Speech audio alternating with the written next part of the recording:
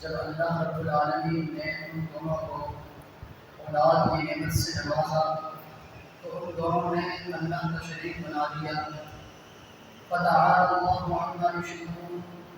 اور اللہ رب العالمین بہت بلند ہے عما یشرکون، جس کو وہ شریک بناتے ہیں۔ اس آیت سے یہ پتہ چلتا ہے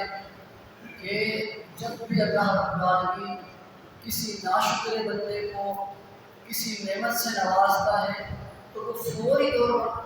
اللہ رب العالمین کا کوئی شریک بنا لیتا ہے۔ یا آج کی مثال لے لیں کہ ایک بندہ بہت مالدار ہے، پیسے والا ہے، یا اس کے علاوہ اللہ رب العالمین نے اس کو بڑی نعمت دی ہے، تو وہ بندہ یہی کہتا ہے کہ یہ اپنی محنت کی کمائی ہے، یہ میں نے اپنی محنت سے کمایا ہے۔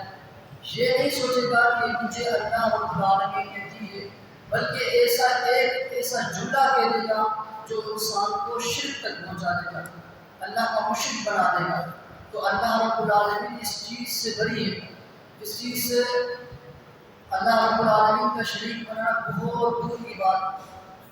تو اللہ کے رسول صلی اللہ علیہ وسلم فرماتے ہیں کہ پہلے دور کے اندر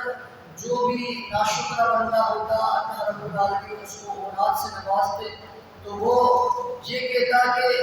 مجھے فلاں دربار سے ملا ہے، فلاں مندر کا جو ہے اس نے دیا ہے، مختلف جو لوگ بھی سوچ رہے ہوں گے کہ اس کے مطابق وہ سمجھتے تھے، لیکن یہی سوچ آج کل کے معاشرے کے لیے ہے۔ یہی سمجھ رب العالمین فرماتے ہیں ایشرکون ما لا یخلق شیئا وهم یخلقون، کیا تم ایسا شریک بناتے ہو،